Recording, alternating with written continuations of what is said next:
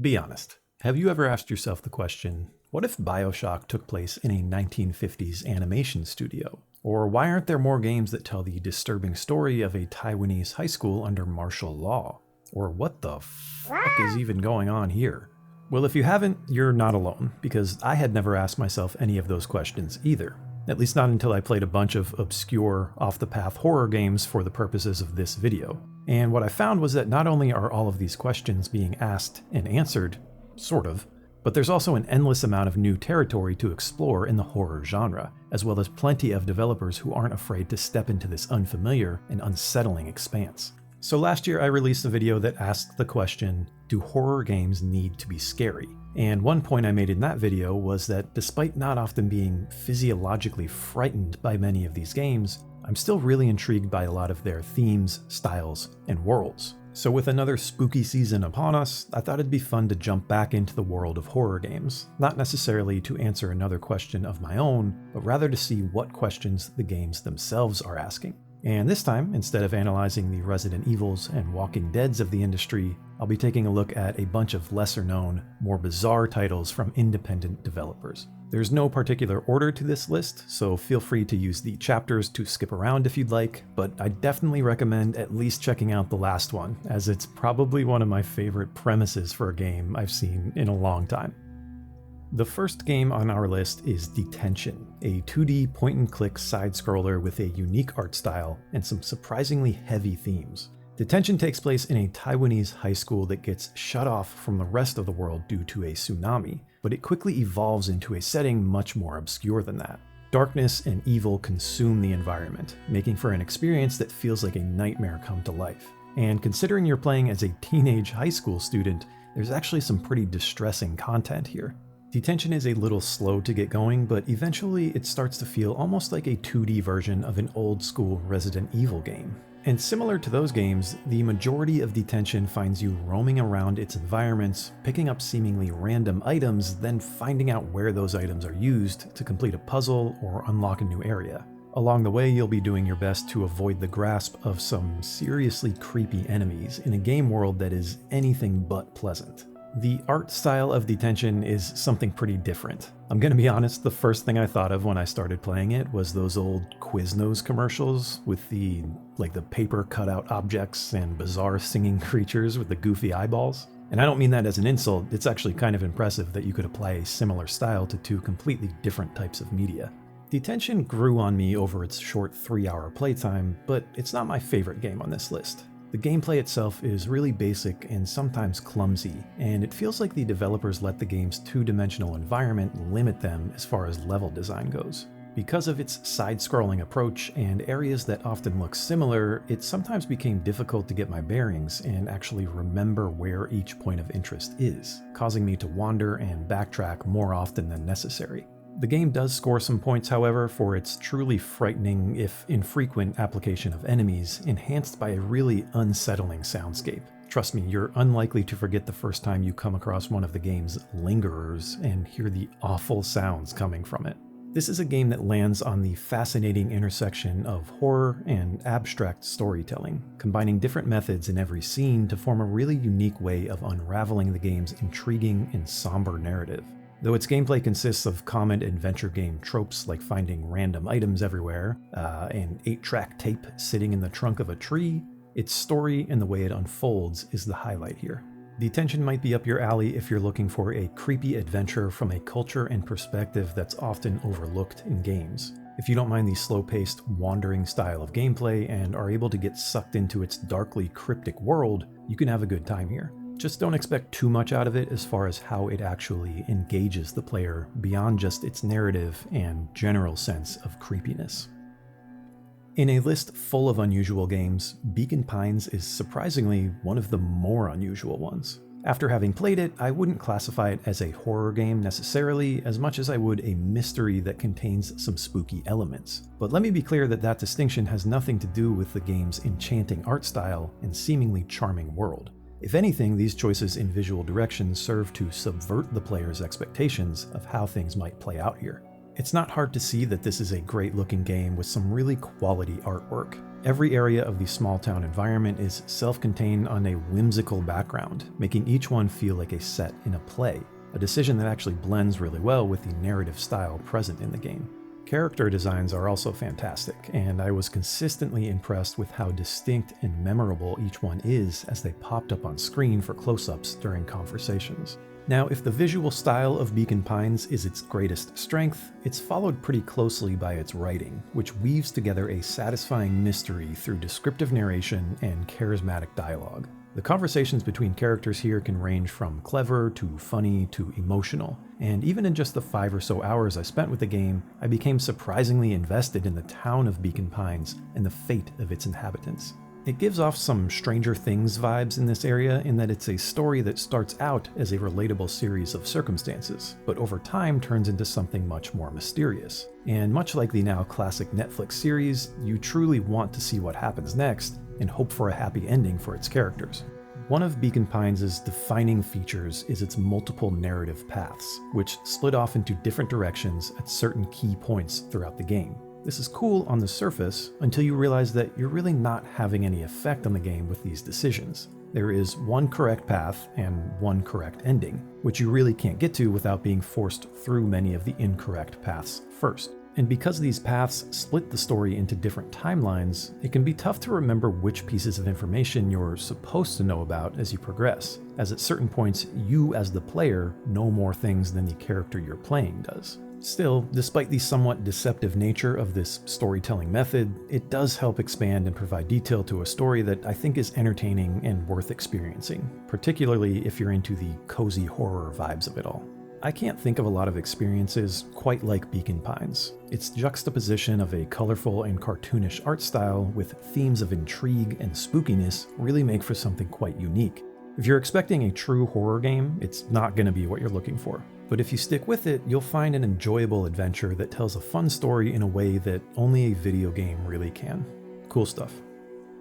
Darkwood is maybe one of the more well-known titles on this list. And by well-known, I mean I heard a couple people mention it somewhere before I looked into playing it. It's also the only game here that I actually didn't end up finishing. This one markets itself as an atmospheric survival horror game with randomly generated elements. Truthfully though, this game shares DNA a lot closer to pure survival games rather than what most people probably think of when they hear the term survival horror, bringing up images of Resident Evils and Silent Hills. Games like this have historically always been difficult for me to get into, and Darkwood was no exception. The game flat out states it is not going to hold your hand, and while I appreciate the attempt to allow the player to discover the experience, I do think Darkwood would have benefited from some sense of objective-based gameplay. The beginning hours of the game will mostly be filled with you wandering around the eerie environment, picking up supplies you're not sure are useful or not, stumbling too far away from home, and then hoofing it back to your hideout before nightfall. This cycle makes it hard to feel a real sense of progress throughout this stage of the game, despite a pretty good job by the developers of setting up its premise. And that setup begins with the game's prologue, which in 10 minutes establishes a creepier narrative than most mainstream horror games ever do. And in fact, Darkwood's biggest appeal lies in its ability to manufacture truly uneasy moments, something made even more impressive by the fact that hardly any of these moments are scripted. For example, when you start playing, you know you're not supposed to let yourself linger outside after dark, and you do your best to adhere to this rule. But ultimately, it will happen. You don't know when it will happen, you don't know where you'll be when it does, but you're almost certainly going to be freaked out the first time you experience it. And this is a consistent theme throughout the game. Darkwood just does a really good job of never allowing the player to feel too safe or get too comfortable. It is all about creating tension, and it's pretty good at it, constantly pairing a sense of hopelessness with just enough sparks of progress to make you believe you can eventually escape the ever-growing claws of its world. If you're the type of person who likes both horror games and survival games, Darkwood will probably be a fantastic experience for you. It's just hard for me to say that definitively. I've bounced off the survival genre in the past and kind of bounced off the survival elements in Darkwood the same way, so I'll admit I kind of forced myself to trudge through this one. To put that into perspective though, I've tried like 3 times to get into Subnautica and still haven't been able to do it, so I'm not the best person to listen to in this regard. If you're a survival enthusiast and are looking for a creepy twist on that style, give Darkwood a shot. You have never played a game like Paratopic. Unless of course you've played Paratopic, in which case you still aren't sure what you've played. This is without question one of the most bizarre, unconventional, deliberately surreal games I've ever played. In fact, it's barely even a game. It's an acid trip short story that happens to use a video game format as a storytelling device. Still not sure what I mean?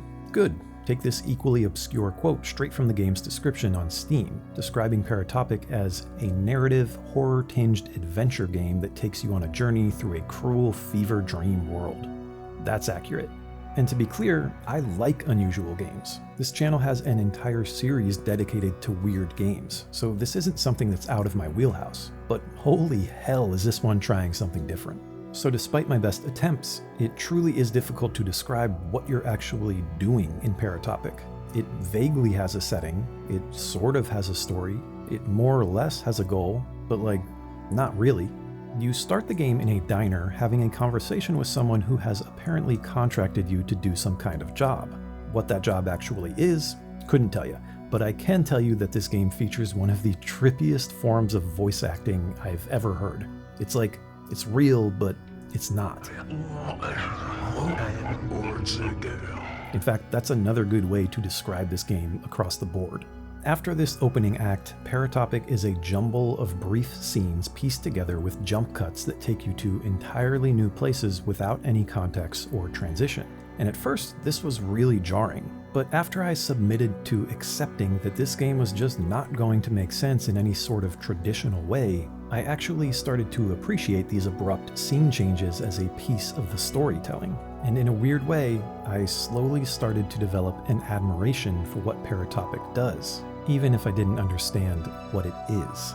So yeah, I don't know, I've done a terrible job writing anything of substance about this game, so we're just gonna call it there. You've really got to be into trying new things if you're going to enjoy Paratopic, but if that's you, give it a shot, because ultimately, I'm glad I checked this one out. It's a good time. The entire experience is only about 40 minutes long, so if you don't like it, no harm done, and you can at least tell your mainstream gaming friends about how interesting you are for playing outside-the-box titles. And one last thing, this game does in fact have a killer soundtrack. Bendy and the Dark Revival was an unexpected experience in a lot of ways. This is actually a sequel, or at least the second game in a series developed by Joey Drew Studios, and it's another one I had never heard of before playing it. So I went into this game pretty much totally blind, which means I only knew the general description and saw screenshots that included a delightfully friendly looking cartoon character. And I'll be honest, with only that information and after playing the game's introduction that includes a villain janitor who tries way too hard to be a villain janitor, a pretty girl like you shouldn't be wandering around all by yourself. I legitimately was not sure if this was going to be a parody horror game or not. So turns out it's not, but it's not exactly a traditional horror game either. It certainly features some elements that are creepy and includes some jump scares that some people are just going to hate. But the game that Bendy takes the most inspiration from is BioShock, and I'm not sure there's even a close second in its list of influences. The comparisons to Irrational Games' landmark first-person shooter are unabashed and frequent, so much so that this game almost feels like a wacky BioShock DLC on drugs. The visual design, the audio logs, and the style in which characters speak in them, the vintage signage and cryptic messages written on walls, the unhinged enemies that wander around talking to themselves, the pipe melee weapon, the loudspeaker announcements from an overarching villain, even the text used for quest notifications. I don't know, I didn't confirm this, but it literally might be the same as the one used in BioShock. But let me be very clear that all of this work put into imitating one of gaming's classic titles is not a bad thing, because frankly, the creative, dark fairy tale world found in Bendy is far and away the best part of the game. There are some environments and sets here that are just remarkable as far as achieving the aesthetic they're going for. The major difference between Bendy and BioShock, however, is that this game is very much not a first-person shooter. It features some very basic melee combat, but also utilizes elements of stealth and puzzle solving to fill out its roster of gameplay mechanics. And even though each individual component here is pretty underwhelming, I was thankful for the way it attempts to mix up styles of play. Because when I started this game, I was pretty certain it was going to be just another run and hide first-person horror game like Outlast, but it ultimately turns into something much more interesting and much more world-driven. If Bendy and the Dark Revival sticks for you, I can pretty much guarantee it's going to be because of the universe created here and the journey it takes you on as you uncover more and more of it. One horror game trope that I do want to touch on with this one is the game's implementation of the invincible enemy archetype, which I talked about at length in last year's video. In Bendy, this enemy takes the form of the Ink Demon, a horrifying creature that stalks you throughout the game and will randomly show up to hunt you, causing you to have to hide as quickly as possible. For the most part, this is a horror game cliche that I sort of wish would go away, but I didn't mind the Ink Demon variation on this too much. Because it shows up randomly and you're basically on a timer to avoid it rather than a chase sequence, you're incentivized to constantly take mental notes of each hiding place in the environment as you progress, and reaching your hiding spot is the goal. You're not forced to sit there and wait as the demon slowly prowls around. So of all the ways to implement this concept, this is a decent one, but if there's any horror game developers out there listening, I would love to see a fresh take on this played out idea. Okay, I cheated a little with this one. Scorn made a pretty big impression when it dropped in the fall of last year, so it's not exactly a lesser known title, but my god, if obscure is what you're looking for, this game has obscurity in spades. Scorn is the type of game defined by its presentation, which in this case is really impressive. It's also weird, deformed, and really very sexual. This is probably one of the most grotesquely peculiar worlds you'll find in a game. For many people, that style, those themes, they're going to make for a really intriguing experience, but I can certainly understand that the presentation of Scorn isn't going to be appealing for everyone. If that's the case for you, you've no doubt already recognized this, but if you're at all intrigued by what you see in this game's world, I definitely recommend giving this one a try. I liked Scorn a lot. I've got a bit of a soft spot, a soft, gooey spot waiting to be penetrated. I've got an affinity for games that drop you directly into a foreign world and create an entire experience out of slowly pulling back the layers of that world, and Scorn is really good at this. The game's introduction does little to explain what this twisted environment is and why you ended up there, but it consistently reinforces the fact that whatever it is you've gotten yourself into, it's not good. There were two main criticisms that I remember hearing about Scorn when it was first released. One was its clumsy combat that tends to detract from the experience, which is true. The other was the assertion that its level design is too obtuse or perplexing, which is not true. Don't get me wrong, most of the areas in the game are puzzling and elaborate in their layout, and upon first glance I can see how they might be intimidating to certain players, but they're also set up in a way that's actually almost impossible to fail at. Because Scorn pretty much locks you out of making wrong decisions, there are truly only a handful of interactions that you can try at any given point in each area. In fact, if there's something you can interact with in a level, you're supposed to do it, even if you don't yet know what it does. And many times you're straight up prevented from completing combinations of interactions out of order. So Scorn's implementation of ostensibly opaque puzzles alongside its serpentine environments can sometimes create the sensation of being lost. But I promise, as long as you just keep moving somewhere, you'll get to where you're supposed to be. And while this hand-holding approach to puzzle design might be controversial, I think it may actually have been the right decision for this game in particular. Because the entertainment value in Scorn doesn't necessarily come directly from its puzzles. It comes from consistently making progress through its bizarre world to unearth whatever weird scenario you'll come across next. You're never in one place for too long, and the game whisks you along to the next area at seemingly always the right time. All this to say, don't let Scorn's more unrefined pieces steer you away from trying it if its more vital components, that is, its world building and presentation, are interesting to you. This title is at the top of its class in those areas, and it was fascinating to see a game take a visual aesthetic that honestly I'm not usually excited about and create something I was more and more intrigued by with every painstaking step. Man, Killer Frequency is a pretty cool game. It's got some issues and some things you've got to be willing to look past, but the premise of it alone should be enough to at least grab your attention. In Killer Frequency, you play as a former big-time radio DJ now working the late shift spinning records at a small-town radio station. The entire game takes place over the course of a single night. But on this night, you're not just any regular DJ, because soon after you start your shift, you learn that there's a masked killer on the loose in your town, and you're forced to act as a de facto 911 operator, fielding calls from the town's citizens and solving puzzles to help them escape the grasps of the killer. It's a premise that is legitimately insane and completely unbelievable, but that's also what makes this game such a fun idea. Killer Frequency's unique concept, combined with its late 80s aesthetic and its comedic tone as a half-horror, half-comedy, make for something really unlike anything I've ever played.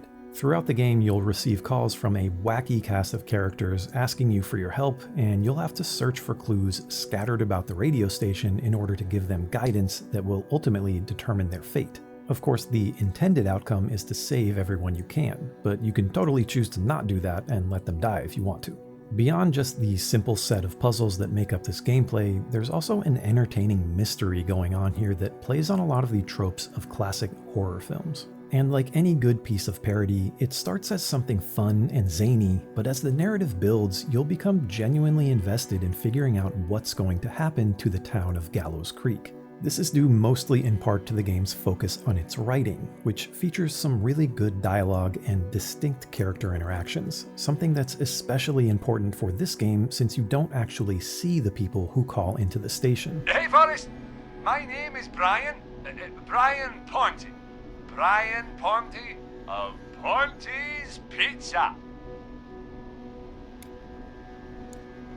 Hello, Brian Ponte of Ponte's Pizza. There are times when the writing struggles a bit when it toes the line between a parody horror game and one that takes seriously, the murder of a bunch of innocent people. Some callers are total comical caricatures that make the interaction feel lighthearted despite the fact that they're being hunted by a killer at that exact moment. And the game manages to make even the fear and trauma they're experiencing kind of funny. Oh, shit! But then the next caller may be genuinely frightened and much more human in their emotions, creating some strange inconsistencies in the tone of the game. But for the most part, this is a humorous, entertaining ride through a mystery being unveiled with each call you take. The biggest weakness here really is the game's small scope, as the entire thing takes place inside your radio station building, with a majority of it happening right inside your broadcasting room.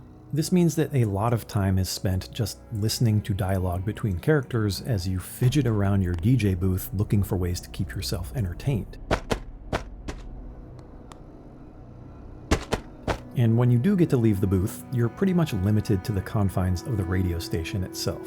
But if you don't mind those spurts of inactivity and you can get past all the illogical circumstances that set this game up, then I think you'll have a really fun time with Killer Frequency.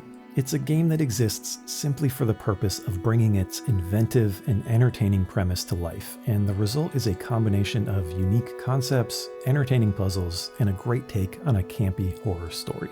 Try it out. So that's this year's roundup on the horror games that I've been playing.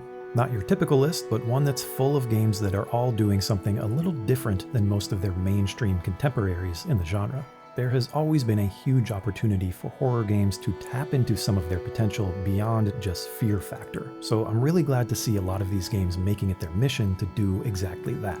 And this is just the tip of the iceberg, so if there's a quirky, obscure, or ambitiously off-the-path horror game that you'd like to recommend, I'd love to hear about it in the comments. Maybe we'll do this again next year, and I'll end up including your recommendation in that one. But until then, stay safe.